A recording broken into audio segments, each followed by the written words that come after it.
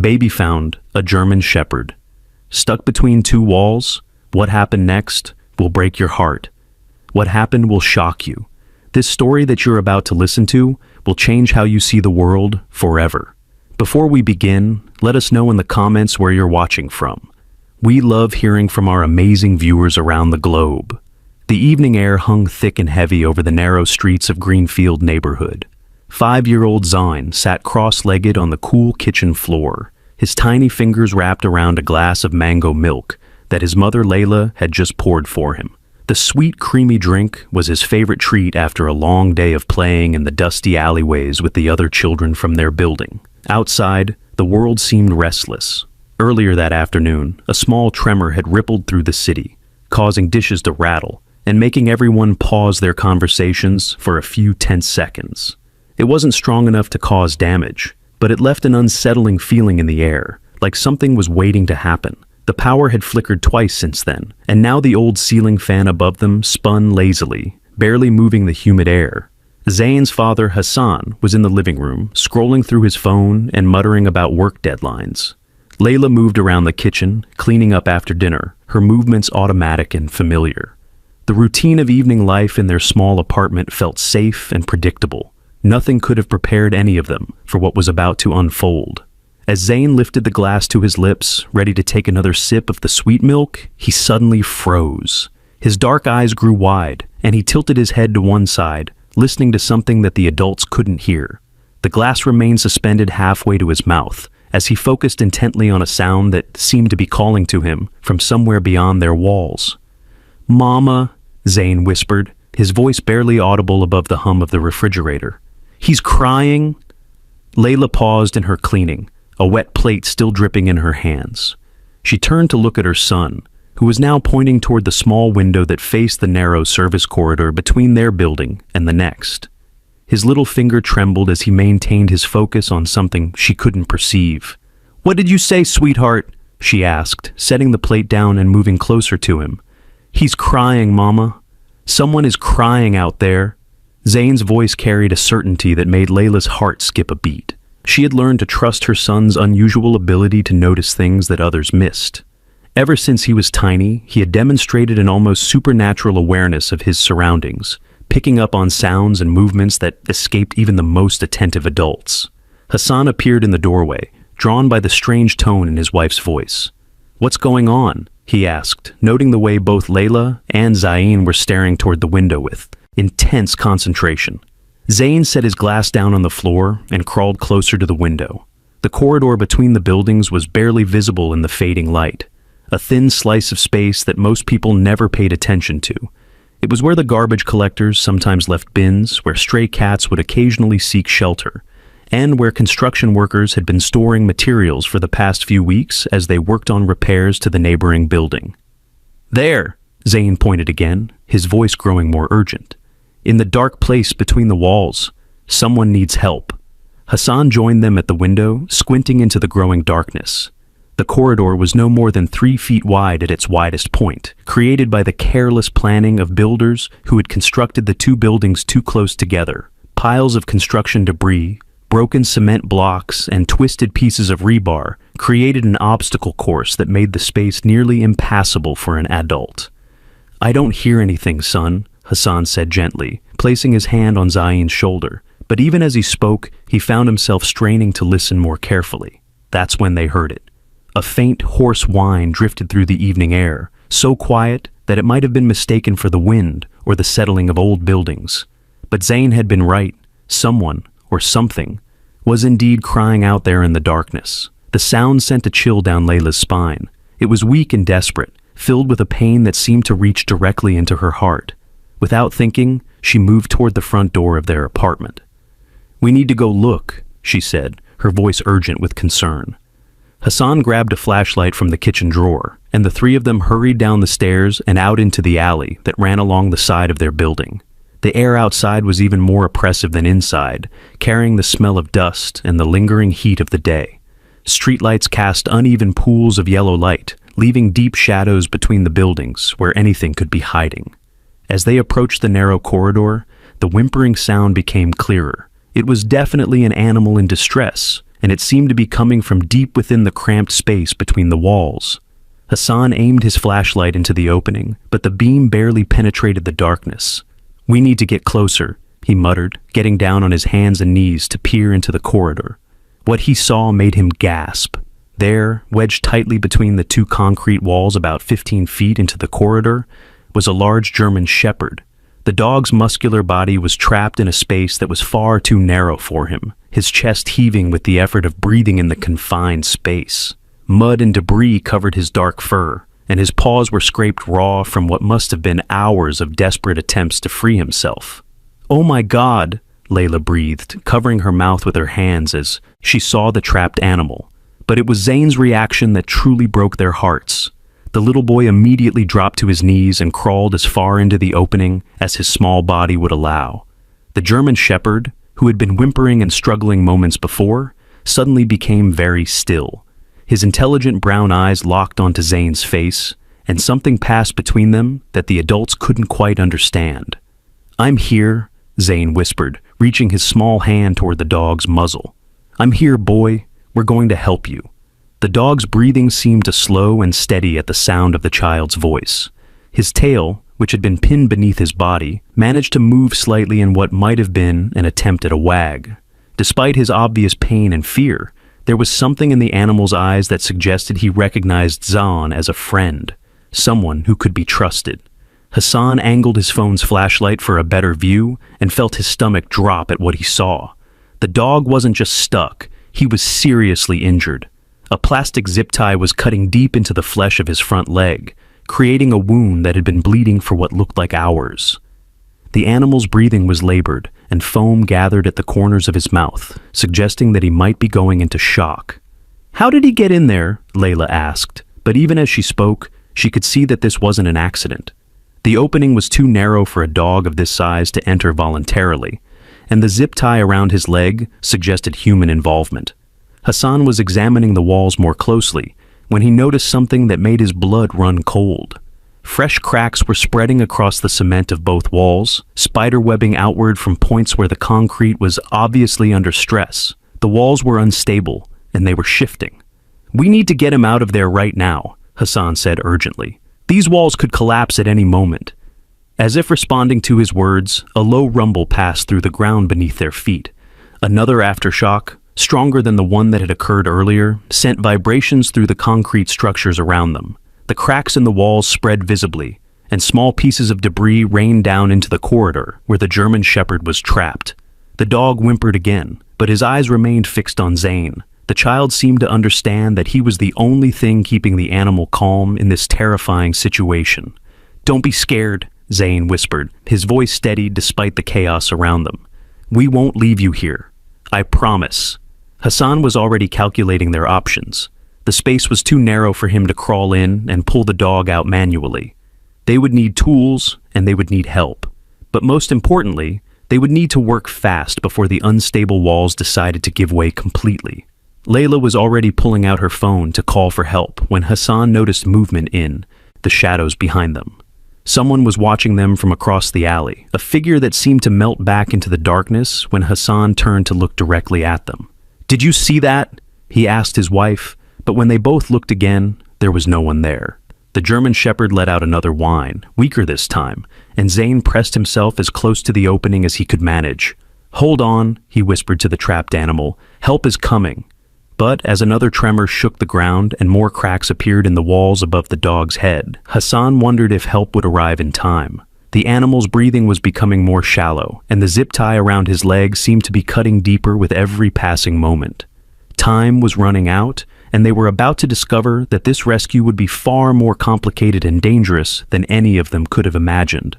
What they didn't know yet was that someone had put this beautiful, innocent animal in this position on purpose, and that person was watching them even now, waiting to see what they would do next. The German shepherd's eyes never left Zane's face, and in that gaze was a trust so complete and desperate that it would haunt them all for the rest of their lives. This was just the beginning of a night that would change everything they thought they knew about their quiet neighborhood, and about the darkness that sometimes hides behind ordinary facades. As the walls continued to crack and shift around the trapped animal, one thing became crystal clear. They were racing against time, and failure wasn't an option. But they were also walking straight into a trap that had been set by someone who clearly had no regard for innocent life, whether human or animal.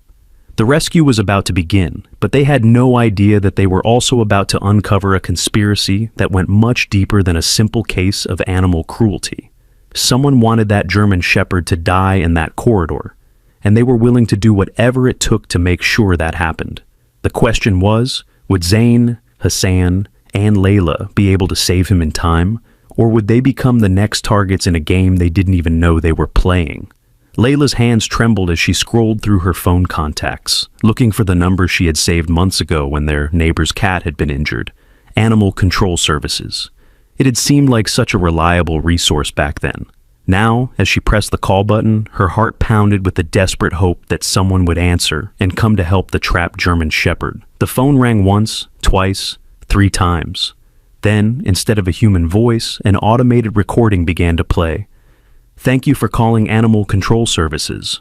Our offices are currently closed due to budget constraints and staff shortages.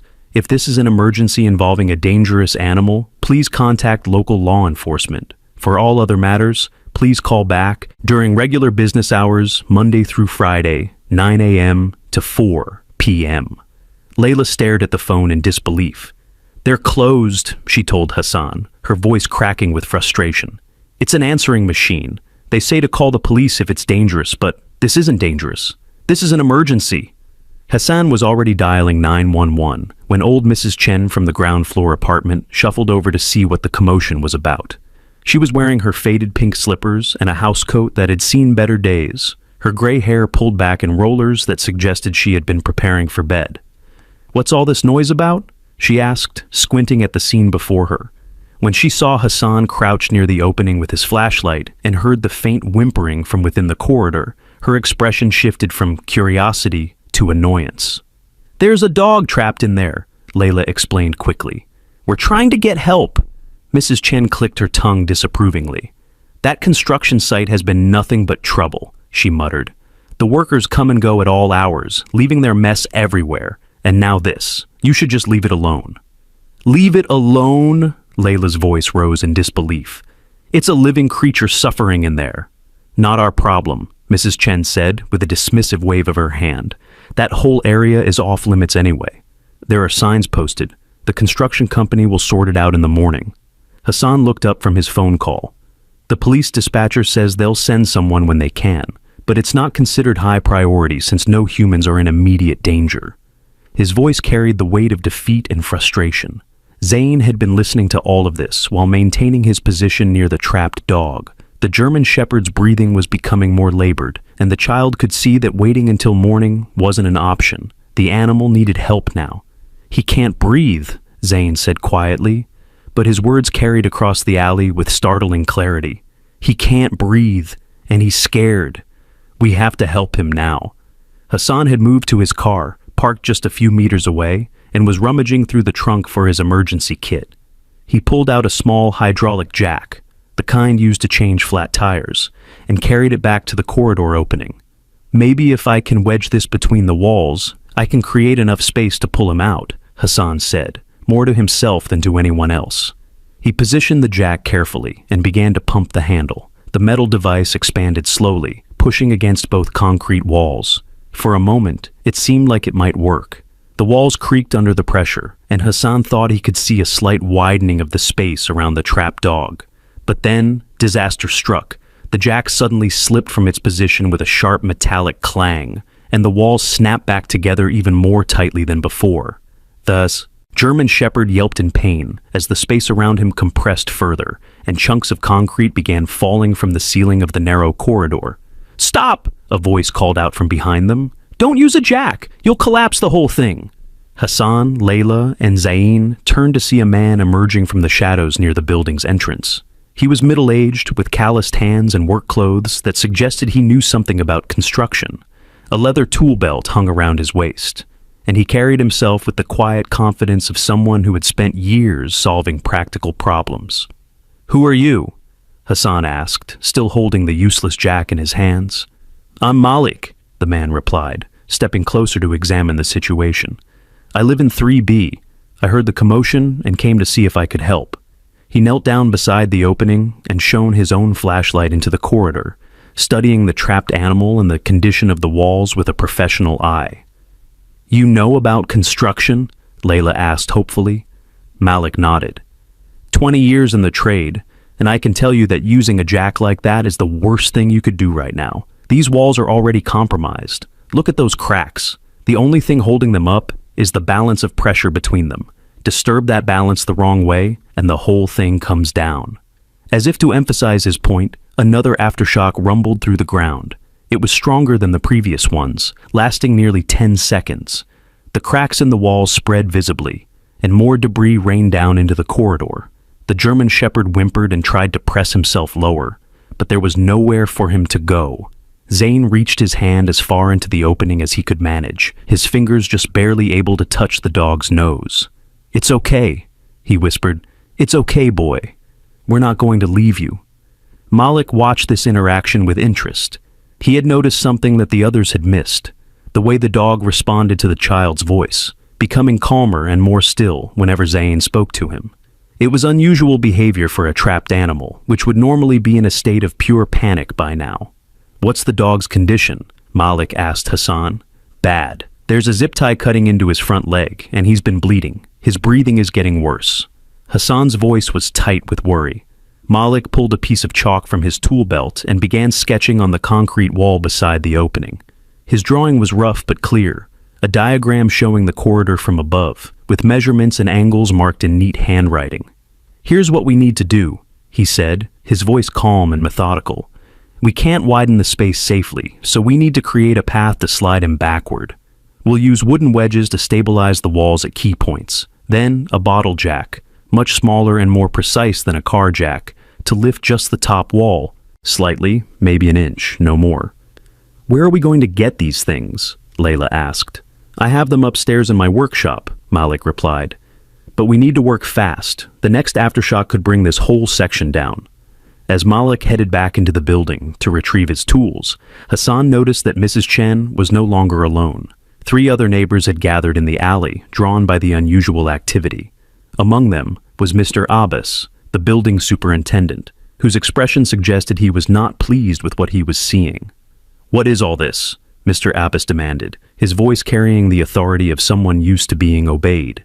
"This is city property, and there are liability issues here. If someone gets hurt..." "There's an injured animal trapped in there," Hassan explained. "We're trying to help." Mr. Abbas shook his head. "Not our responsibility. Call the proper authorities and let them handle it. I won't have tenants taking risks that could result in lawsuits against the building." "The authorities aren't coming," Layla said, her patience finally snapping. "And by the time they do, it'll be too late." "Then that's unfortunate, but it's not our problem," Mr. Abbas replied coldly. "I'm ordering everyone to step away from this area immediately." Zane looked up at the adults arguing around him, then back at the German Shepherd whose eyes had never left his face. The dog seemed to understand that his fate was being decided by these conversations he couldn't comprehend. "I'm not leaving," Zane said quietly. "He's counting on me." Malik returned at that moment, carrying a canvas tool bag and several pieces of shaped wood that looked like they had been cut specifically for situations like this. He took one look at Mr. Abbas and the gathered neighbors and seemed to understand immediately what kind of opposition they were facing. "This won't take long," Malik said diplomatically, "and no one needs to be directly involved except me. I just need these folks to keep an eye out and help guide me." Mr. Abbas looked like he wanted to argue further, but another tremor chose that moment to shake the ground beneath their feet. This one was different from the others, sharper, more violent. Car alarms began going off throughout the neighborhood, and several apartment windows rattled in their frames. In the corridor, the trapped German Shepherd let out a cry of pain as the walls shifted around him. The sound was heartbreaking, a mixture of physical agony and desperate fear that cut through all the human politics and arguments. "That settles it," Hassan said firmly. "We're not walking away." Malik was already positioning his equipment. The wooden wedges were precisely cut, designed to distribute pressure evenly along the concrete walls. He placed them at calculated intervals, tapping them gently into position with a rubber mallet. "The bottle jack goes here," he explained to Hassan, positioning the smaller hydraulic device. at a point where it would lift the top wall without creating stress fractures. When I start pumping, you watch for any sign that the walls are shifting the wrong way. If you see new cracks forming, tell me to stop immediately. Layla had stationed herself near Zane, ready to pull him back if the situation became dangerous. But the child seemed determined to maintain his connection with the trapped animal, his hand extended toward the dog's muzzle, his voice providing a constant stream of gentle reassurance. "We're going to get you out," Zane whispered. "I promise. Just hold on a little longer." Malik began working the bottle jack with careful measured strokes. Unlike Hassan's earlier attempt with the car jack, this process was slow and controlled. The top wall began to rise almost imperceptibly, creating just enough additional space for the German Shepherd to lift his head slightly. "It's working," Hassan said, his voice filled with cautious optimism. But their celebration was premature. As the wall lifted, a sharp piece of rebar that had been hidden in the debris shifted downward, its jagged edge heading directly toward the dog's back.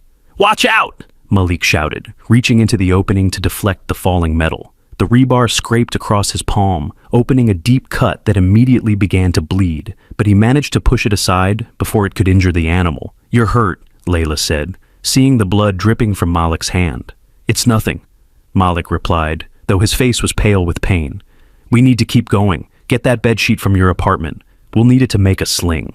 Hassan ran upstairs and returned with an old sheet that Layla quickly tore into strips. Working together, they threaded the improvised sling under the German Shepherd's body, creating a harness that would allow them to pull him backward through the narrow space without putting additional pressure on his injured leg. The dog seemed to understand what they were trying to do. When Hassan began to pull gently on the sheet, the animal pushed backward with his hind legs, working with them rather than against them. It was slow, difficult work, and every inch of progress required careful coordination between the humans and their four-legged partner. Zahn never stopped talking to the dog throughout the process. "That's good, boy. You're doing great. We're almost there, just a little more." Finally, after what felt like hours, but was probably only 20 minutes, the German Shepherd's hindquarters cleared the opening. Hassan was able to reach in and lift the animal's rear legs, while Malik supported his head and shoulders. Together, they pulled him free from his concrete prison. The dog collapsed on the alley pavement, his body shaking with exhaustion and shock. But he was alive, and he was free. Zane immediately knelt beside him, placing his small hand on the animal's head with infinite gentleness. Malik used wire cutters from his tool belt to carefully remove the zip tie from the dog's front leg, revealing a deep circular wound that had been cutting into the flesh for hours. As he worked, his expression grew increasingly grim. "These aren't from today," he said quietly, examining the injuries more closely.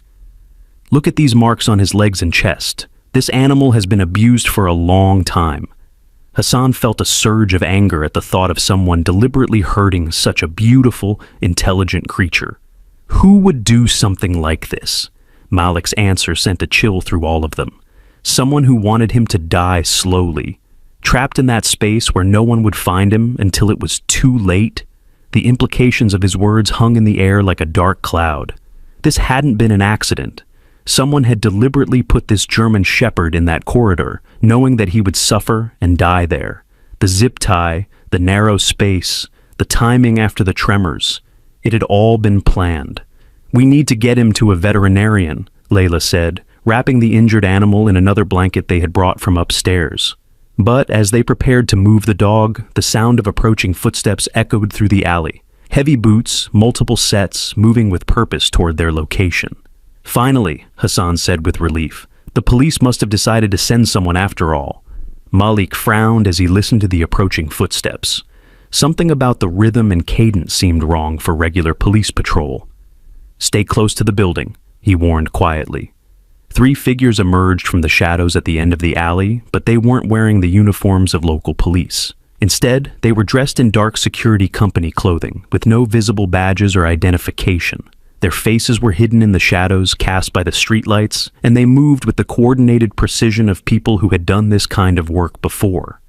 "Good evening," the lead figure called out, his voice carrying a false friendliness that made everyone instinctively step back. "We heard there was a dog in distress. We're here to take it off your hands." "Who are you?" Hassan asked, instinctively moving to position himself between these strangers and his family. Animal disposal services, the man replied smoothly. We handle situations like this when the regular authorities are unavailable. Just hand over the animal, and we'll take care of everything. Layla looked down at the German Shepherd, who had begun to tremble at the sound of these new voices. The dog's reaction was immediate and visceral. He tried to crawl behind Zane, his eyes wide with terror that seemed disproportionate to the situation. He's injured, Layla said carefully. He needs veterinary care, not disposal. The lead figure's tone became less friendly. Ma'am, I'm afraid that's not how this works. Injured animals found on city property are our responsibility. Please step aside. Malik had been studying these men carefully, and something about their appearance and behavior was setting off alarm bells in his mind. Real animal control officers would have proper vehicles, official uniforms, and identification. These men had none of those things. Can I see your identification? Malik asked politely. The question seemed to catch the men off guard. The leader hesitated for just a moment before reaching into his jacket pocket. But instead of producing credentials, his hand moved toward what looked suspiciously like a weapon. I don't think that's necessary, he said, his voice now carrying an unmistakable threat. Just step aside and let us do our job. Zane looked up at the strange men, then back at the German Shepherd, who was still trying to hide behind his small body. The dog's fear was palpable, and the child seemed to understand that these weren't people who wanted to help. No, Zane said simply, his voice carrying a quiet determination that surprised everyone. He's scared of you. He doesn't want to go with you. The lead man's patience was clearly wearing thin. Kid, this isn't a discussion. Move away from the animal now. But Hassan had heard enough. The combination of the men's lack of proper identification, their threatening behavior, and the dog's obvious terror had convinced him that something was very wrong with this situation. I think you need to leave, Hassan said firmly. If you're really official animal control, you can come back in the morning with proper paperwork and identification. The three men exchanged glances, and their leader's hand moved closer to whatever he was carrying in his jacket. The tension in the alley was becoming thick enough to cut with a knife. It was Malik who broke the standoff by making a decision that would change everything. Come on, he said quietly to Hassan and Layla. We need to go, now. Without waiting for discussion, he scooped up the German Shepherd in his arms, ignoring the pain from his injured hand and the dog's considerable weight. Follow me, stay close, and don't look back. They moved quickly toward the rear of the building, Malik leading them through a maze of garbage bins and parked cars. Behind them, the three mysterious men were shouting for them to stop, their voices carrying a desperation that confirmed everyone's worst fears about their intentions. As they reached the back entrance to the building, Malik paused to examine Hassan's parked car. What he found made his blood run cold. Attached to the underside of the vehicle, nearly invisible in the shadows, was a small black device with a blinking red light. They've been tracking us, he said grimly, pulling the magnetic tracking device free and holding it up for the others to see. Someone wanted to know exactly where we live. The implications were terrifying. This wasn't just about one trapped dog. Someone had been watching them, planning this encounter, and preparing to follow them home. The German Shepherd's rescue had been a setup from the beginning, and now they were all in danger. As the sound of pursuing footsteps grew closer, Malik made a decision that would take them all deeper into a conspiracy they never could have imagined. Whatever was happening here went far beyond animal cruelty, and they had just become targets in a game whose rules they didn't understand. This way, Malik whispered, leading them toward the building's rear fire escape. We're going up. The real rescue was just beginning, and they were about to discover that saving one German Shepherd was going to cost them more than they ever could have expected.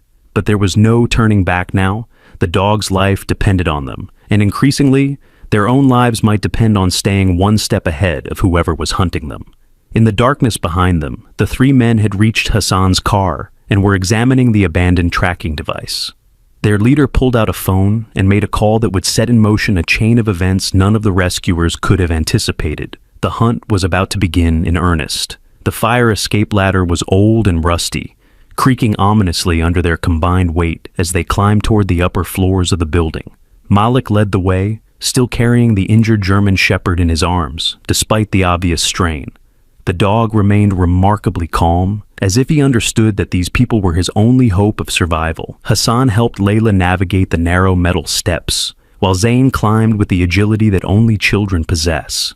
Below them, the sound of angry voices echoed through the alley as the three mysterious men searched for their trail. Flashlight beams swept back and forth across the ground level, probing every shadow and corner. "This way," Malik whispered when they reached the 4th floor. He led them across a small landing to a door that opened onto the building's roof access. The door was supposed to be locked, but years of use by residents who came up here to hang laundry and escape the heat had left the mechanism broken. They emerged onto the flat rooftop of their apartment building, where the night air was slightly cooler and the sounds of the city stretched out around them. From this height, they could see the lights of other buildings, the distant glow of the main commercial district, and the dark patches where construction had left empty lots scattered throughout the neighborhood. But what caught everyone's attention was the building directly across from them, an old cinema that had been closed for renovations for the past 6 months. Malik was already moving toward the edge of the roof, studying the gap between buildings with the practiced eye of someone who had spent years working on construction sites. "Can we make it across?" Hassan asked, following his gaze. "It's only about 8 feet, Malik replied. "There's a maintenance bridge that the workers use, but it's been disconnected on this side, for safety reasons." Layla looked down at the alley below and felt her stomach lurch. "We can't jump across there with Zayn." "We won't have to," Malik said, setting the German Shepherd down gently on a pile of old tarps that someone had left on the roof. "I keep some equipment up here for emergency repairs. We can rig a temporary bridge." As he spoke, he was already moving toward a small shed-like structure that housed the building's water tanks and electrical equipment. Hidden behind the shed were several long pieces of aluminum scaffolding, safety rope, and what looked like a complete set of construction tools. "You keep all this up here?" Hassan asked in amazement. Malik nodded as he began selecting the materials they would need. Building management doesn't always respond quickly to maintenance emergencies. Sometimes you have to take care of things yourself. He was already laying out 2 pieces of scaffolding that, when connected, would span the gap between buildings. Below them, the voices of their pursuers were getting closer. The men had apparently figured out that their targets had gone upward, and the sound of footsteps on the fire escape was now clearly audible. "How long will this take?" Layla asked anxiously, keeping one eye on Zayn and the other on the German Shepherd, who was lying quietly but breathing with obvious difficulty. 5 minutes if we work together," Malik replied. "Hassan, grab that end of the scaffolding. Layla, there's rope in that bag. We'll need to secure both ends." As they worked frantically to construct their escape route, Zayn sat beside the injured dog, gently stroking his head and whispering words of comfort. The animal's eyes remained alert despite his obvious pain, and his tail managed a weak wag whenever the child spoke to him. "What's your name, boy?" Zayn asked softly. "You look like a Max, or maybe a Rex. Are you a Rex?" At the sound of the name Rex, the dog's ears perked up noticeably, and he lifted his head to look directly at Zayn. It was such a clear response that even the adults, busy with their construction project, paused to take notice. "Rex it is," Zayn said with satisfaction, scratching behind the dog's ears. "Don't worry, Rex. We're going to take care of you." The scaffolding bridge was taking shape quickly under Malik's experienced guidance. Hassan proved to be a capable assistant, following instructions precisely and working with the urgency of a man protecting his family. Layla had secured one end of the bridge to the rooftop safety railing and was working on the safety lines that would prevent anyone from falling during the crossing. Just as they were completing their work, the rooftop access door burst open with a loud crash. The 3 men in dark clothing emerged onto the roof, no longer making any pretense of being official animal control officers. The leader now had his weapon openly visible, a taser that crackled with electric energy. "Enough games," he shouted across the rooftop. "Hand over the dog and nobody gets hurt." Malik stepped protectively in front of Hassan's family, his hands raised but his body language radiating defiance. "Who are you people? What do you want with one injured animal?" The leader's laugh was cold and without humor. "That's not just any animal, friend. That's valuable property, and you're interfering with a legitimate business operation." "Legitimate business?" Hassan's voice was filled with outrage. "You mean torturing animals?" "I mean training security dogs," the man replied smoothly. Sometimes the training gets a little rough. That's just the nature of the business." Layla felt sick to her stomach as the implications of his words sank in. Rex hadn't just been abused. He had been part of some kind of systematic operation that treated animals as disposable training equipment. Zane, who had been listening to this conversation with the intense focus that children often brought to adult discussions they weren't supposed to understand, suddenly spoke up with startling clarity. "He doesn't want to go back," the boy said, his small hand resting protectively on Rex's head. "He's scared of the place with the cages and the electricity." The leader's expression shifted from annoyance to something that looked almost like fear. "Kid doesn't know what he's talking about," he said quickly, but his voice carried an edge of uncertainty. Malik had been studying the man's reaction carefully, and something clicked into place in his mind. "You're not just animal trainers," he said slowly. "You're running some kind of illegal operation, aren't you?" Before anyone could answer, Rex himself provided the most damning evidence of all. At the sound of the taser's crackling electricity, the dog began to shake uncontrollably, his eyes rolling back in terror. He tried to crawl behind Zane's small body, whimpering in a way that spoke of deep trauma and repeated torture. "That dog has been electrocuted," Layla said, her voice shaking with rage. "Multiple times. Look at the scars on his chest and legs." The leader was clearly losing patience with the conversation. "Last warning," he called out. "Give us the dog, or we take him and deal with you as witnesses to an ongoing investigation." "Investigation?" Hassan laughed bitterly. "You mean cover-up?" The standoff was broken by an unexpected sound. Sirens in the distance, growing steadily closer. Someone in the neighborhood had apparently called the real police about the disturbance. And now official help was finally on the way. The three men exchanged worried glances. Whatever operation they were running, it clearly couldn't withstand official scrutiny. "This isn't over," the leader warned, backing toward the rooftop access door. "We know where you live, and we know you have our property." "Rex isn't property," Zane shouted with surprising force. "He's alive, and he's scared, and he doesn't belong to you." The men disappeared back through the access door, but their departure didn't feel like victory. If anything, their threats suggested that this confrontation was just the beginning of something much more dangerous. Malik was already testing the stability of their improvised bridge. "We still need to get out of here," he said urgently. "Those men might come back with reinforcements before the police arrive." The crossing to the old cinema building was terrifying, but successful. Hassan went first, testing each step carefully before waving the others across. Layla followed with Zane, both of them trying not to look down at the alley far below. Malik came last, carrying Rex in a makeshift sling that distributed the dog's weight more evenly. The roof of the cinema was larger than their apartment building's roof, with several small structures that would provide cover if they needed to hide. More importantly, it had a different access point that would make it much harder for their pursuers to track them. As they caught their breath in the shadow of an old air conditioning unit, Hassan pulled out his phone to check for messages. What he found made his face go pale. "There are 3 missed calls from an unknown number," he said quietly, "and a text message." "What does it say?" Layla asked, though something in her husband's expression suggested she didn't want to know. Hassan read the message aloud. "We have your car registration, your apartment number, and photos of your family. Return our property within 24 hours, or face the consequences." The threat hung in the air like a toxic cloud. These people weren't just animal abusers. They were organized criminals who had somehow obtained personal information about Hassan's family in a matter of hours. Zane was sitting beside Rex, gently examining the dog's injuries in the dim light that filtered up from the street below. "His leg is really hurt," he said matter-of-factly, "and he's hungry. When did you last eat, Rex?" As if responding to the question, Rex's stomach made a loud rumbling sound that would have been comical under different circumstances. The dog had clearly been without food for at least a day, possibly longer. Malik was examining his own injured hand, which had stopped bleeding, but was obviously painful. "We need to find somewhere safe to regroup," he said, "and we need to get medical attention for both Rex and these cuts." "Where can we go?" Layla asked. "They know where we live, and they seem to have resources we don't understand." "I have an idea," Malik replied slowly, "but you're not going to like it." Before he could explain, a new sound caught their attention.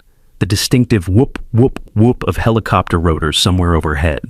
A searchlight beam swept across the neighboring buildings, moving in a systematic pattern that suggested it was looking for something specific. "Are those the police?" Hassan asked hopefully. Malik shook his head grimly.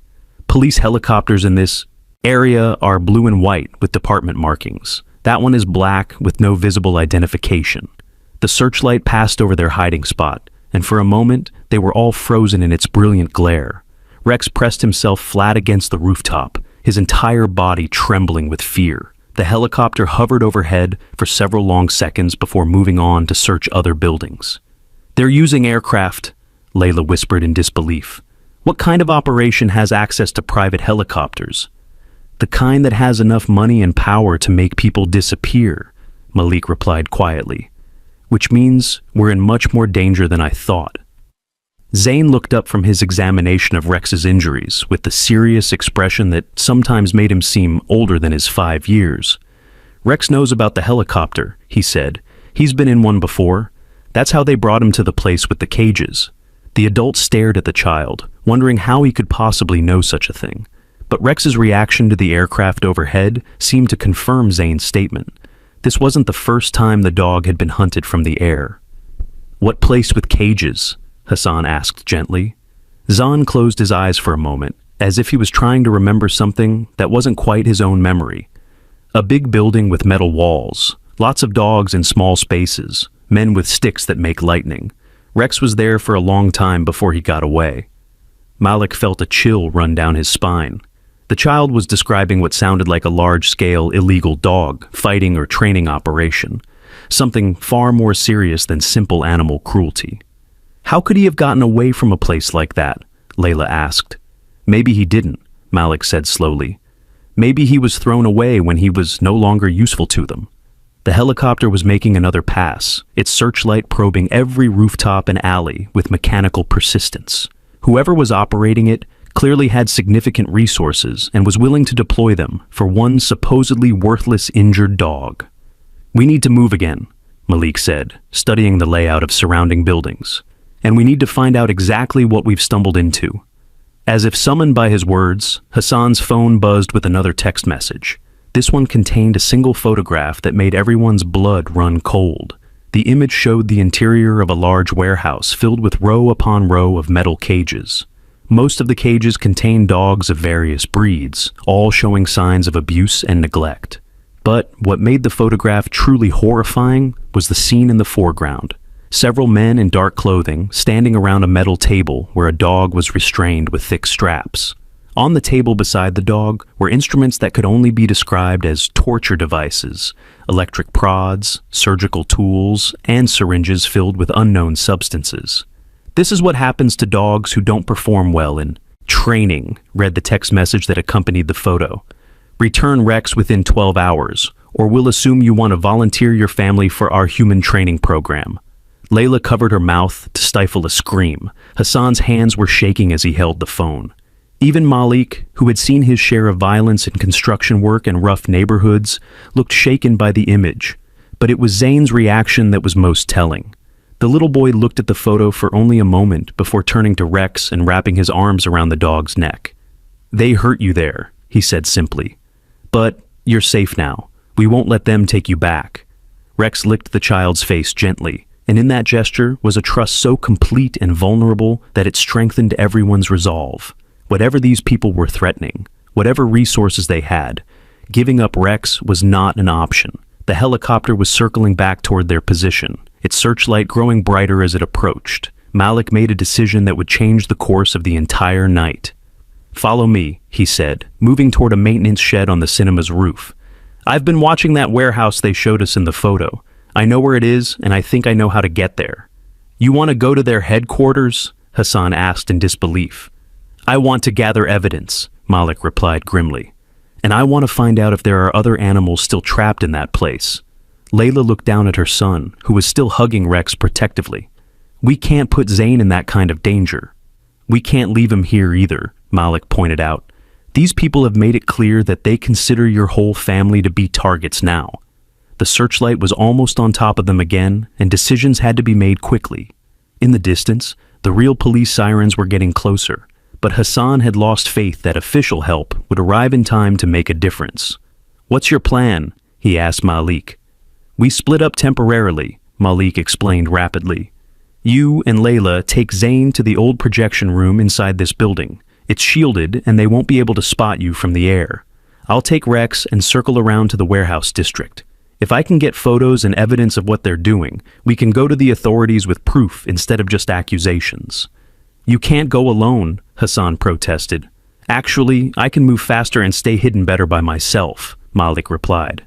"And Rex needs medical attention that I can get from a veterinarian friend of mine near the warehouse district." It was a desperate plan, but it was the only option that offered any hope of ending this nightmare permanently. As the helicopter's spotlight swept toward them once again, they moved quickly toward the cinema's roof access, carrying with them the burden of knowledge that would change their lives forever. They had stumbled into something far darker and more dangerous than a simple case of animal cruelty. They were now up against an organization with unlimited resources and no moral boundaries, people who tortured animals for profit and threatened children without hesitation. But they also had something their enemies didn't expect: the unbreakable bond between a traumatized dog and a 5-year-old boy who refused to abandon a friend in need. The battle for Rex's life was about to become a war for their own survival, and the next few hours would determine whether justice would prevail or whether evil would triumph through superior firepower and organization. As they disappeared into the darkness of the abandoned cinema, the helicopter continued its relentless search, and somewhere in the warehouse district, cages full of suffering animals waited for rescue or doom. The night was far from over, and the most dangerous part was yet to come. The interior of the old cinema was a maze of shadows and dust-covered memories. Malik led them through a service entrance that he had discovered during previous reconnaissance missions, navigating the darkened hallways with the confidence of someone who had spent considerable time exploring the abandoned building. Their footsteps echoed softly on the worn carpet as they made their way past empty concession stands and poster frames that still held faded advertisements for movies that had played years ago. The air smelled of old popcorn and neglect, tinged with the musty odor that accumulated in buildings left empty for too long. "The projection room is up here," Malik whispered, leading them up a narrow staircase that creaked ominously under their weight. Rex, still being carried in the makeshift sling, remained remarkably quiet, as if he understood the need for stealth.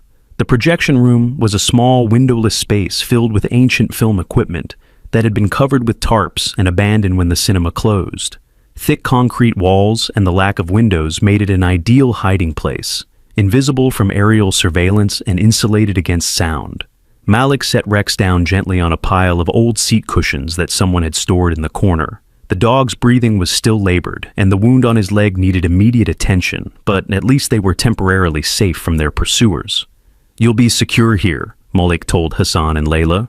"The walls are thick enough to block radio signals, so if they're trying to track your phones, this room will provide some protection." Zane knelt beside Rex, his small hands gently stroking the dog's fur. "How long do we have to stay hidden?" he asked, with the practical directness that children often brought to crisis situations. "Not long," Malik replied, though his expression suggested he wasn't entirely certain of his own answer. "I'm going to gather evidence from the warehouse, and then we'll have enough proof to force the authorities to take action." Hassan looked skeptical. "What if they catch you?" "What if this whole thing is a trap?" Malik pulled out his phone and showed them a series of photographs he had taken over the past several weeks. The images showed the warehouse from multiple angles, with detailed shots of vehicle license plates, security cameras, and loading dock activities. "I've been watching this operation for 3 weeks," he admitted. "Ever since I started noticing patterns in the neighborhood, dogs disappearing, strange vehicles at odd hours, and people who didn't belong asking questions about local pets." Layla studied the photographs with growing concern. "You've been investigating this alone? Why didn't you go to the police?" "Because I needed proof," Malik replied, "and because I suspected that some local officials might be involved. Operations like this don't survive without protection from people in authority positions."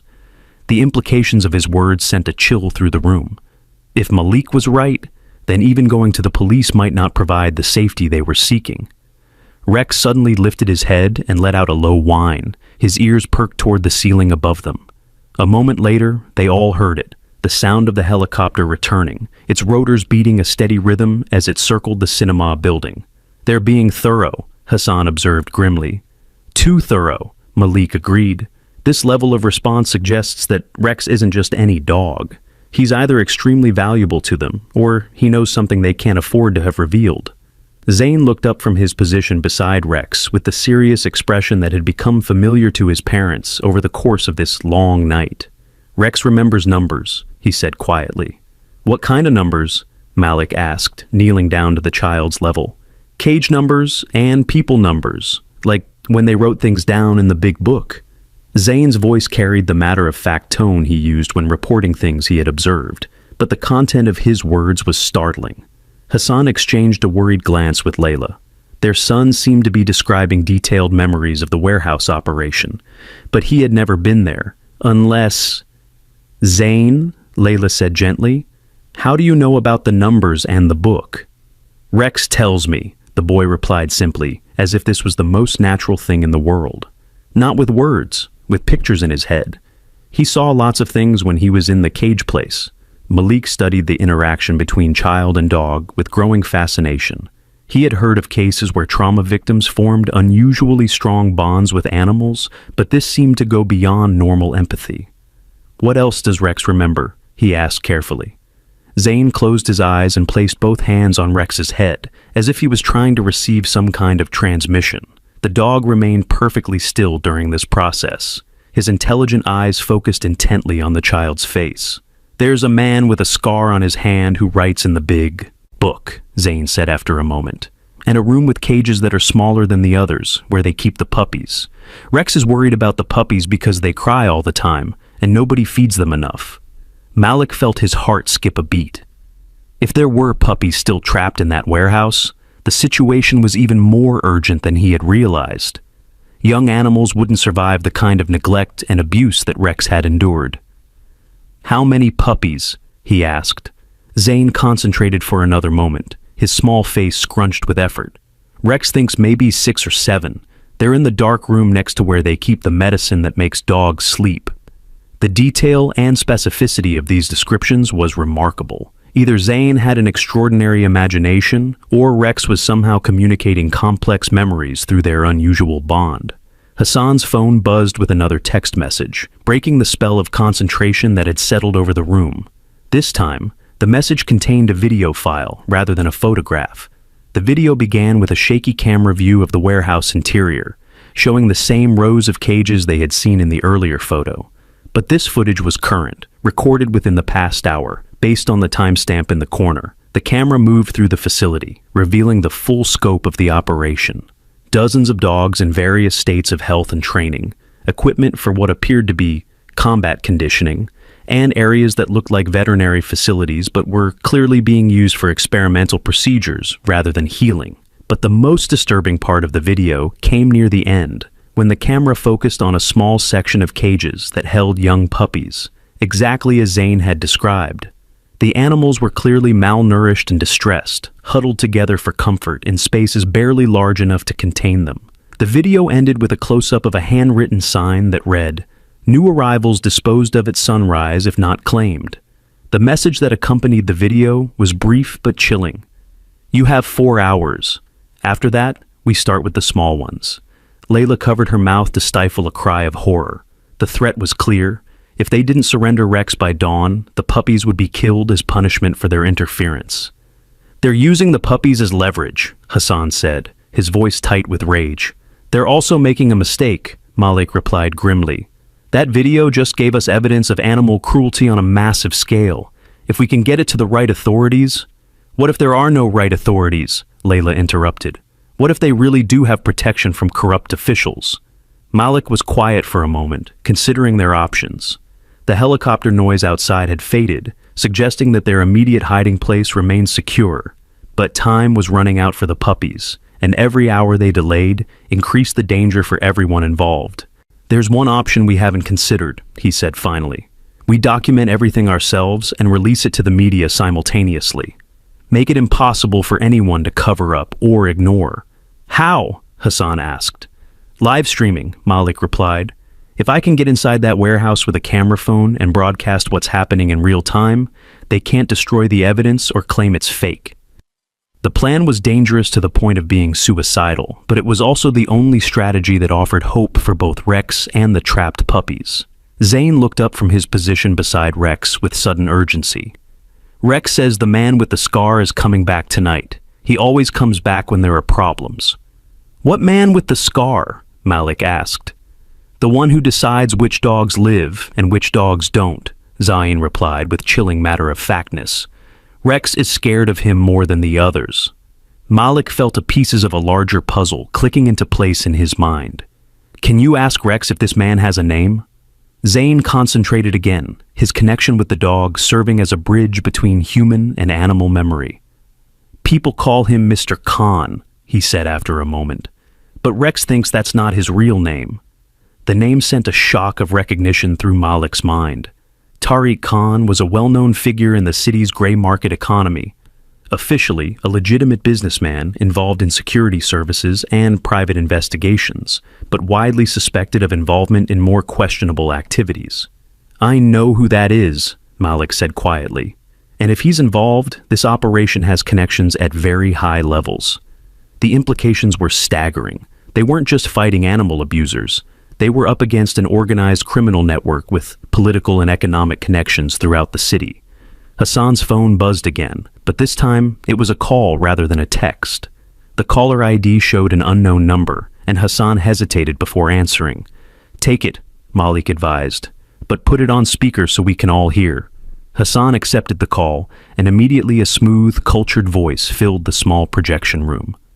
Good evening, Mr. Hassan. I believe you have something that belongs to me. The voice was calm and conversational, but there was an underlying threat that made everyone in the room feel cold. Who is this? Hassan asked, though he suspected he already knew. Let's just say I'm someone who values his investments, the voice replied. And the animal you've taken represents a significant financial loss if it's not returned promptly. Rex began trembling at the sound of the voice, confirming everyone's worst fears about the caller's identity. This was the man who had overseen his torture and abuse.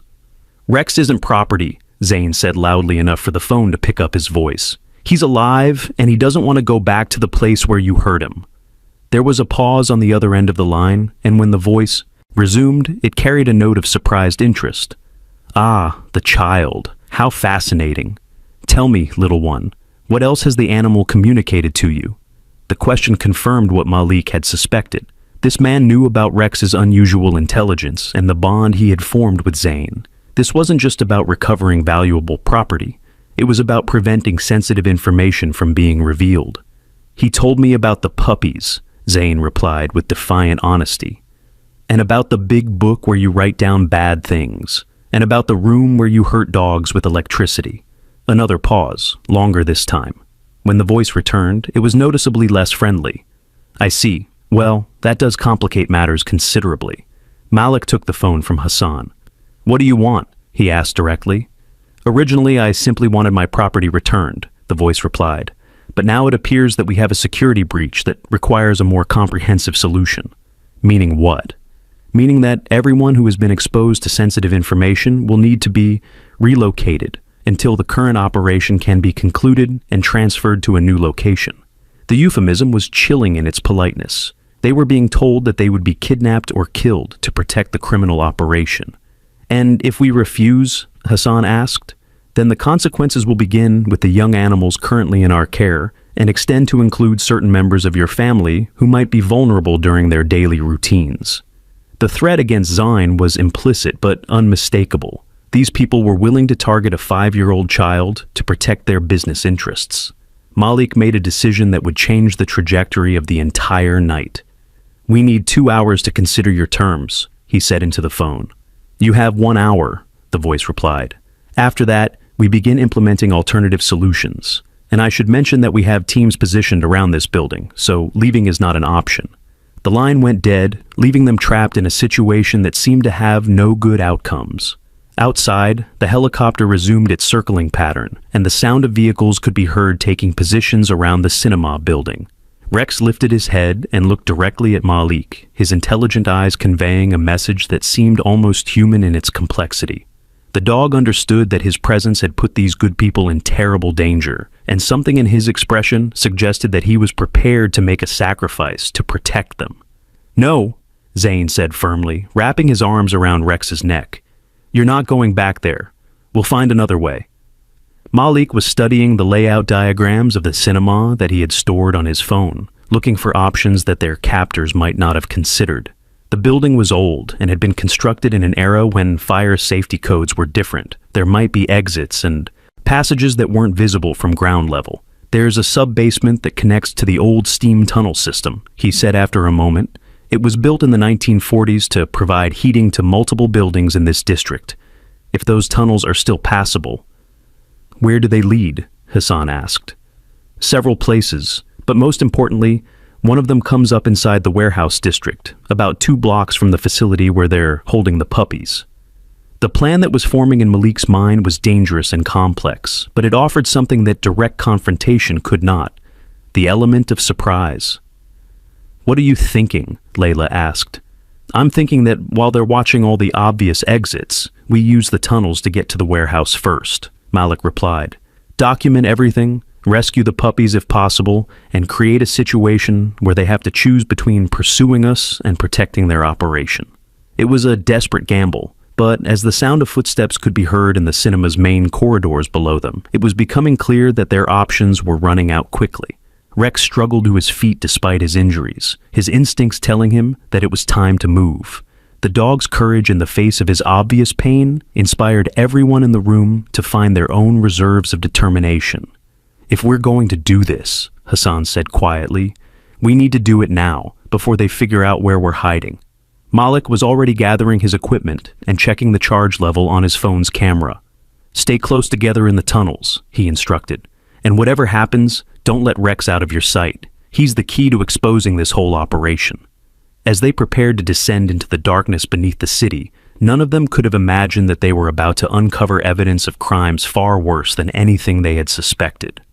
The warehouse operation was just one part of a network that extended throughout the region, and the man with the scarred hand was planning to eliminate all witnesses to protect an empire built on suffering. But they also couldn't have predicted the impact that one small boy's bond with a traumatized dog would have on the final outcome of this nightmare. Rex had found something in Zane that gave him hope for the first time in months, and that hope was about to become a weapon more powerful than anything their enemies possessed. The descent into the steam tunnels would lead them into the heart of darkness, but it would also be the beginning of the end for one of the city's most cruel and hidden criminal enterprises.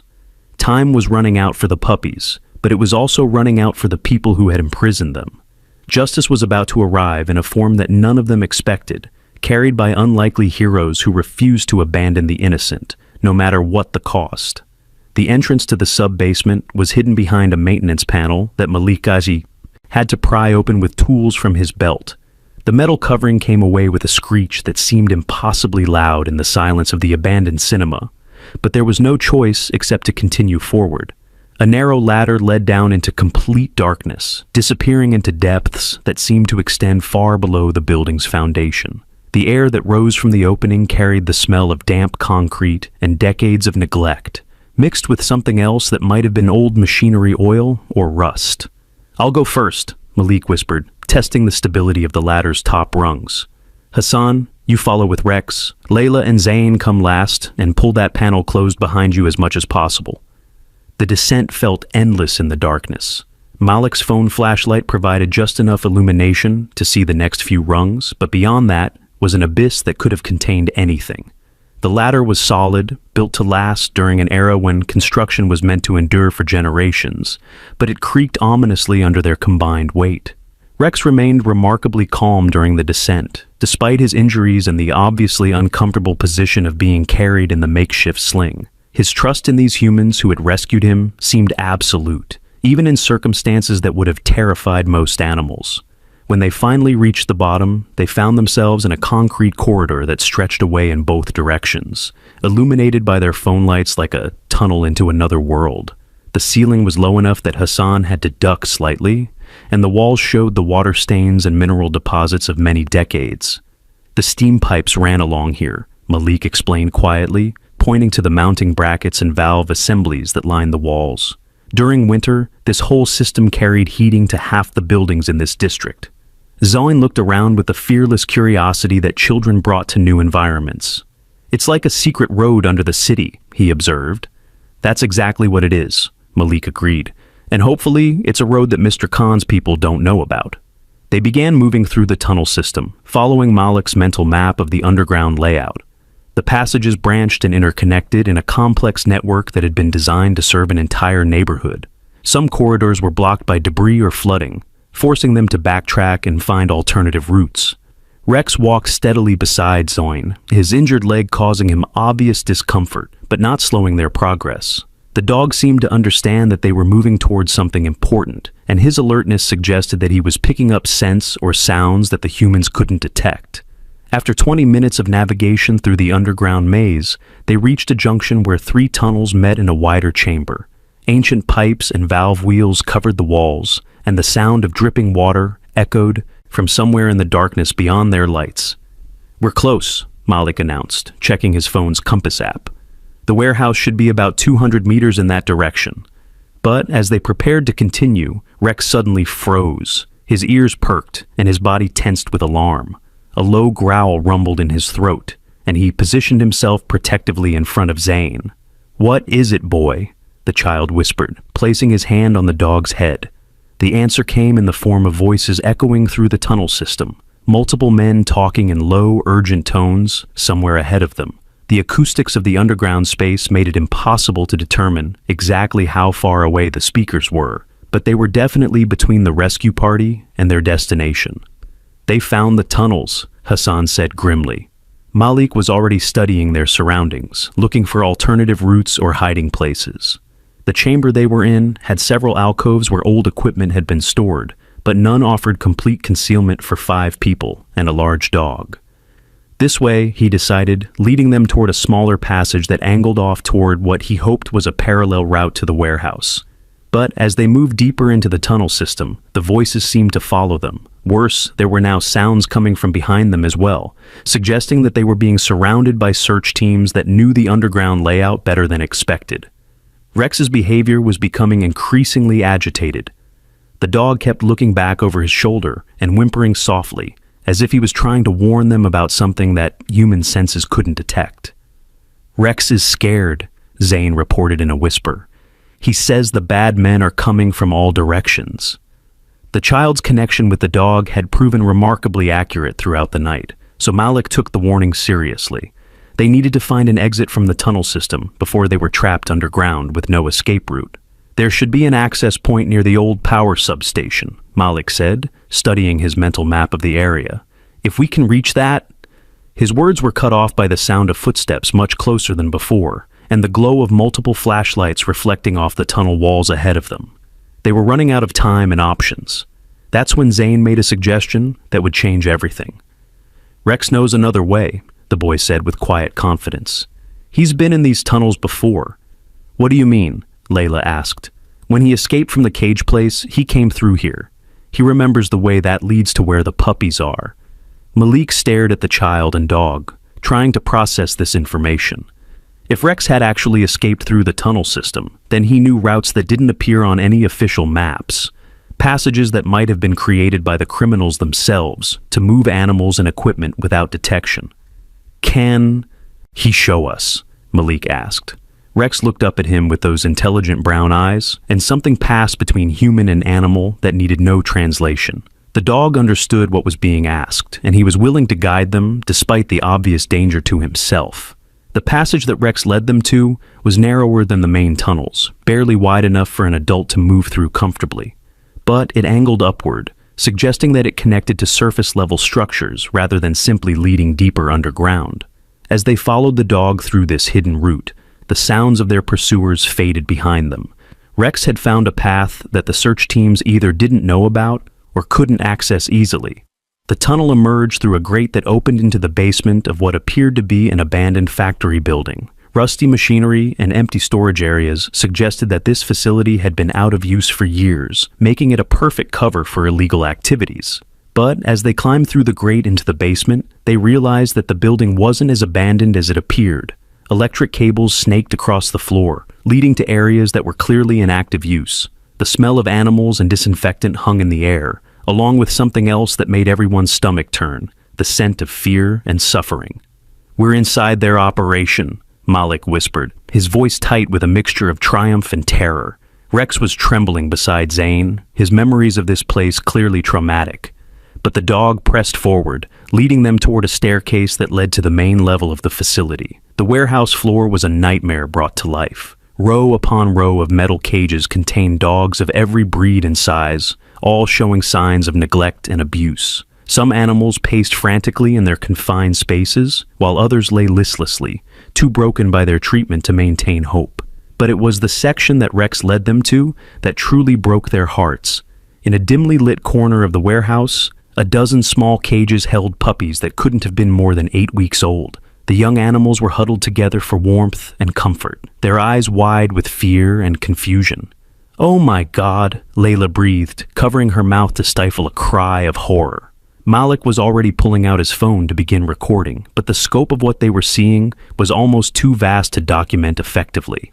This wasn't just animal cruelty. It was an industrial-scale operation designed to break the spirits of innocent creatures for profit.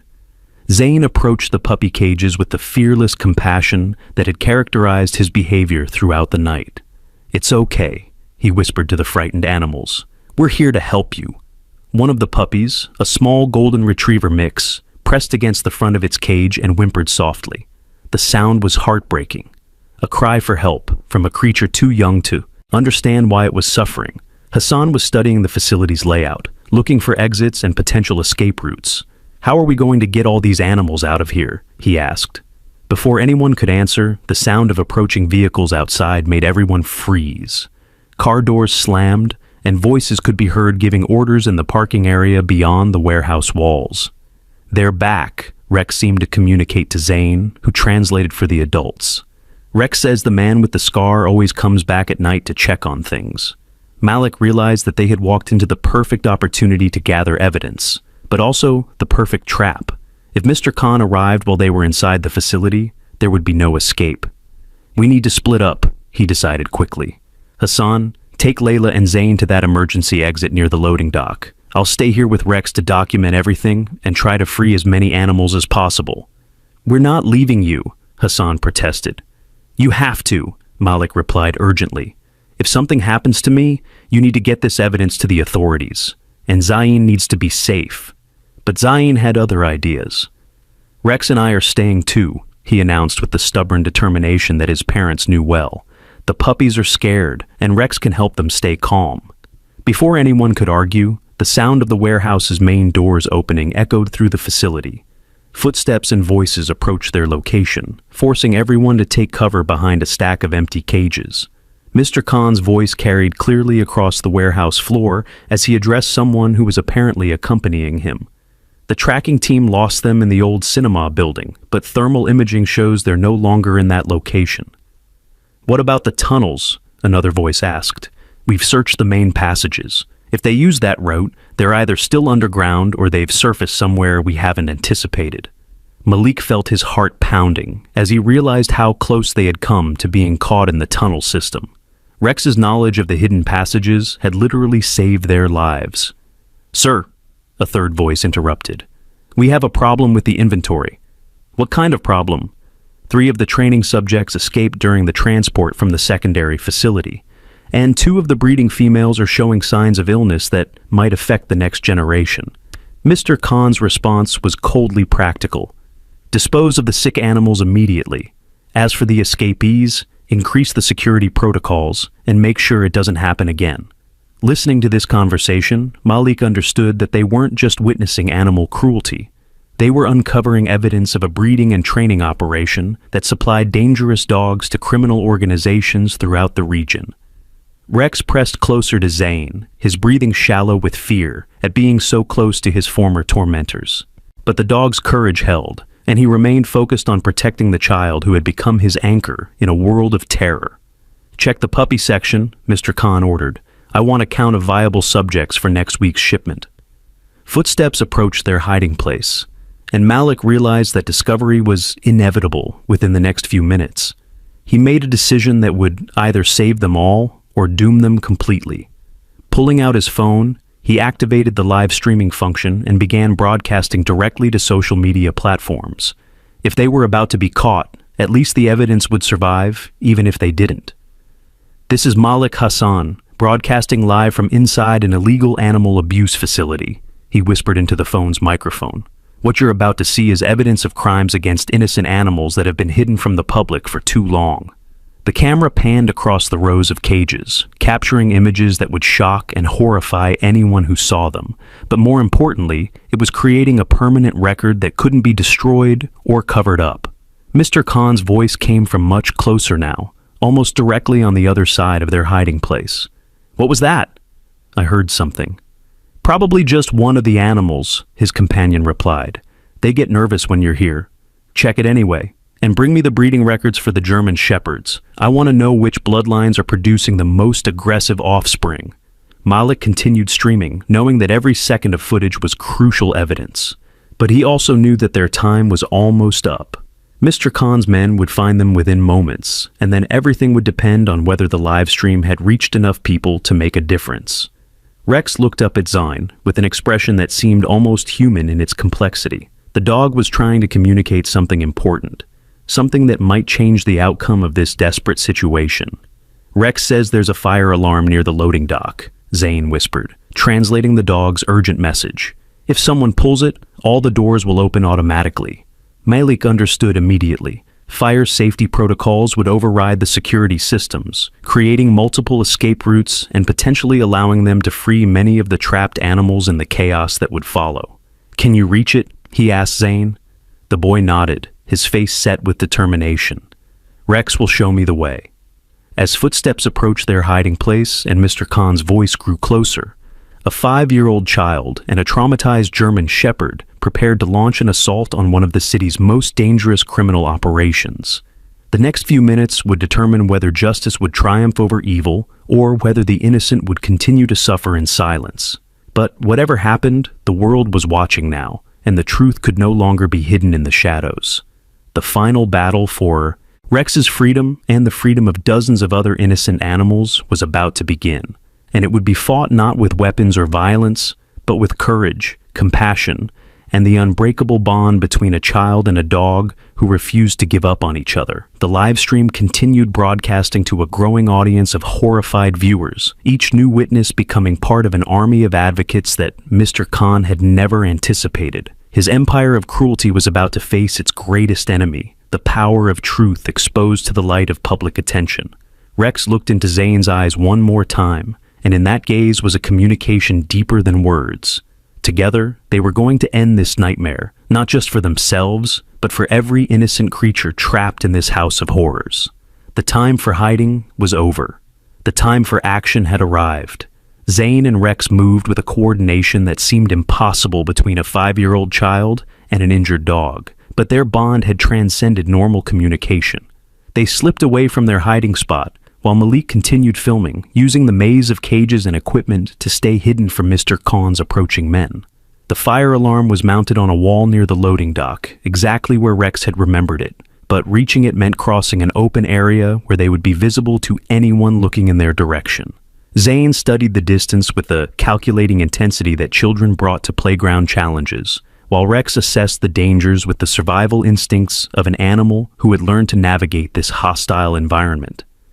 "We can do it," Zane whispered to his 4-legged partner, "just like when we played tag at home, but this time we're helping everyone." Rex's tail moved in what might have been agreement, and together they began their dash across the open space. The dog's injured leg slowed him down, but his determination was absolute. Behind them, Malik continued his live broadcast, his whispered commentary providing context for viewers who were beginning to understand the scope of what they were witnessing. "The facility contains dozens of animals in various stages of abuse and training," Malik reported to his phone camera. "What appears to be a systematic operation designed to break these creatures and prepare them for illegal activities." The viewer count on his stream was climbing rapidly as the footage was shared across social media platforms. Comments poured in from horrified watchers, many of whom were recording the stream on their own devices to preserve the evidence. Mr. Khan's voice carried across the warehouse as he discussed business matters with casual cruelty. "The overseas clients are requesting more aggressive bloodlines.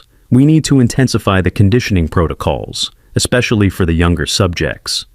"What about the local law enforcement situation?" his companion asked. "Under control. Our contacts in the department have assured me that any complaints will be redirected or buried. The mayor's office is also cooperating, given their financial obligations to our organization." Malik felt his blood run cold as he realized the full extent of the corruption they were facing. This wasn't just animal cruelty. It was an organized criminal enterprise with tentacles reaching into the highest levels of local government. But even as this horrifying truth was being revealed, Zane and Rex had reached their target. The child's small hands grasped the fire alarm handle, and with Rex pressed against his side for moral support, he pulled down hard. The alarm's piercing wail filled the warehouse immediately, and emergency lighting began flashing throughout the facility. Automated systems activated exactly as Zane had hoped, unlocking security doors and opening cage mechanisms as part of the building's fire safety protocols. The effect was immediate and chaotic. Dogs began pouring out of their cages, some running immediately for the newly opened exits, while others stayed close to their prisons, too traumatized to believe that escape was possible. The puppies huddled together in confusion, overwhelmed by the noise and sudden freedom. Mr. Khan's furious shouts could be heard over the alarm as he realized what was happening. "Shut that off! Get those animals back in their cages, and find whoever triggered this."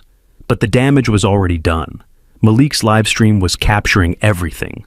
The fleeing animals, the frantic efforts of the criminals to maintain control, and most importantly, clear footage of Mr. Khan himself directing the illegal operation. Hassan and Layla had used the chaos to move closer to the puppy area, where they began gently coaxing the frightened young animals toward the exit. Many of the puppies were too weak or scared to move on their own, requiring human assistance to reach safety. Rex, despite his injuries and his own traumatic history with this place, began moving among the other dogs with remarkable purpose.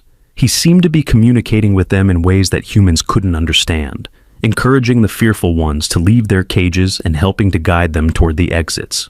"Rex is telling them it's safe to run," Zane reported to his parents as they worked to gather the puppies. "He's showing them the way out." The German Shepherd's courage was inspiring other animals to overcome their learned helplessness. Dogs that had cowered in their cages for months were suddenly rediscovering their instinct for freedom, following Rex's lead toward the promise of life beyond these walls. But Mr. Khan's men were regrouping quickly. The alarm system could be overridden from a central control panel, and they were moving to secure the exits before too many animals could escape. Worse, they had identified Malik as the source of the live broadcast and were closing in on his position. "There! The man with the camera!" someone shouted. Malik found himself surrounded by 3 armed men, but he kept his phone camera running even as hands reached for him. "This is being broadcast live to thousands of viewers," he warned them. "Whatever you do to me is being recorded." Mr. Khan himself appeared in the camera frame, his scarred hand clearly visible as he reached for the phone. But instead of stopping the broadcast, his appearance only provided more evidence for the growing online audience. "You have no idea what you've interfered with," Mr. Khan said coldly. "This operation provides valuable services to important people. Your amateur heroics have cost us millions of dollars." "Your valuable services involve torturing innocent animals," Malik replied, keeping the camera focused on Mr. Khan's face. "And threatening children." Mr. Khan's expression darkened. "The child will be returned to his parents unharmed if you stop this broadcast immediately and surrender all recording devices." But even as he made this threat, Mr. Khan could hear the sound of sirens approaching from multiple directions. The live stream had prompted hundreds of viewers to call police, and the overwhelming volume of reports was impossible to ignore or redirect. Meanwhile, Rex and Zane were working together to guide the last of the puppies towards safety. The young animals were exhausted and frightened, but the boy's gentle voice and the older dog's protective presence gave them the courage to keep moving. One puppy, smaller and weaker than the others, collapsed just meters from the exit. Rex immediately moved to the young animal's side, nudging him gently and providing warmth and comfort. When the puppy still couldn't stand, Rex did something that brought tears to every human eye that witnessed it. The German Shepherd, despite his own injuries and exhaustion, carefully lifted the puppy by the scruff of his neck and carried him toward the door. It was an act of pure compassion from an animal who had every reason to think only of his own survival. "Look at that," Zane said softly, his voice carrying across Malik's live stream.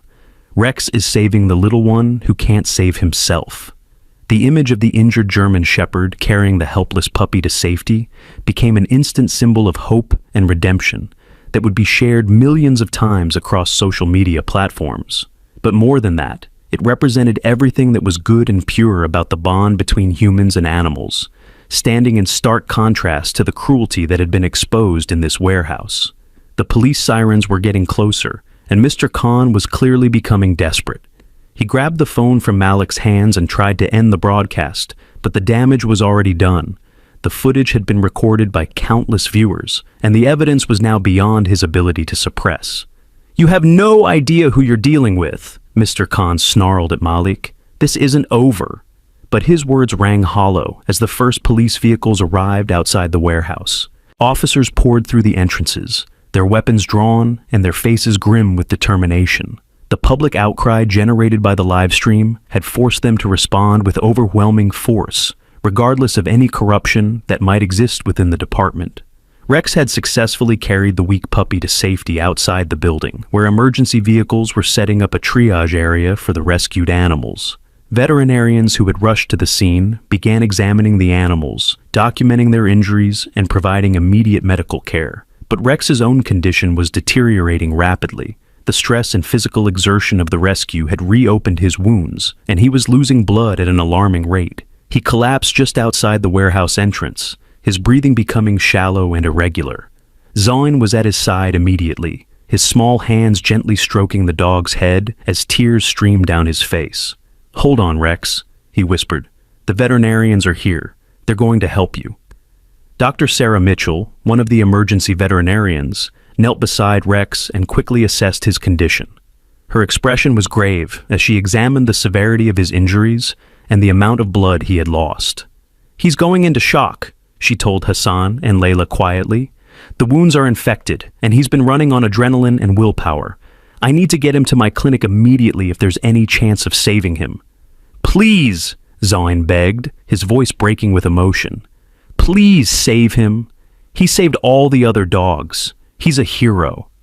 Dr. Mitchell looked into the child's tear-filled eyes and saw a bond that transcended the normal relationship between human and animal. "I'll do everything I can," she promised. "But I need you to be very brave, because Rex is going to need surgery, and it might be a long time before you can see him again." As Rex was carefully loaded into the veterinary ambulance, his eyes remained fixed on Zane's face. Even in his weakened state, the dog seemed to be trying to communicate something important to the child who had become his salvation. "He's saying thank you," Zane told his parents through his tears. "And he's saying he's not scared anymore because he knows we're safe." The ambulance pulled away with its precious cargo, leaving behind a scene of controlled chaos as police officers arrested Mr. Khan and his associates, while animal rescue organizations worked to process the dozens of animals that had been freed from their cages. The live stream had ended when Mr. Khan destroyed Malik's phone, but the damage to his criminal empire was irreversible. Within hours, the footage would lead to arrests throughout the city, as investigators followed the money trail and corruption network that had enabled the operation to exist. News crews arrived to document the aftermath, interviewing witnesses and officials while the warehouse was processed as a crime scene. But the story that captured the public's imagination was the tale of a 5-year-old boy and a German shepherd who had risked everything to save innocent animals from suffering. 3 days later, Hassan, Layla, and Zain sat in Dr. Mitchell's waiting room, their hands clasped together as they waited for news about Rex's condition. The surgery had taken 6 hours, and the veterinarian had warned them that the outcome was uncertain. When Dr. Mitchell finally emerged from the surgical suite, her expression was cautiously optimistic. "He's alive," she said simply. "It was touch and go for a while, but Rex is a fighter. The infection is responding to antibiotics, and we were able to repair most of the damage to his leg." "Can we see him?" Zane asked anxiously. "He's still sedated, but yes, you can see him for a few minutes." Rex lay on a soft blanket in the recovery area, his leg wrapped in clean bandages and an IV line providing the medications he needed to heal. He looked peaceful for the first time since they had found him trapped between those concrete walls. Zane approached the sleeping dog and gently placed his hand on Rex's head. "I told you we wouldn't leave you," he whispered, "and I told you that you were safe now." As if responding to the child's voice, Rex's eyes fluttered open. When he saw Zane's face, his tail managed a weak but unmistakable wag. The bond between them remained as strong as ever, proof that love and loyalty could survive even the worst trauma. "The recovery will take weeks," Dr. Mitchell explained to Hassan and Layla. "But with proper care and rehabilitation, Rex should be able to live a normal, happy life." "What happens to him after he recovers?" Layla asked. Dr. Mitchell smiled. "Well, that depends. Rex will need a very special family to continue his healing.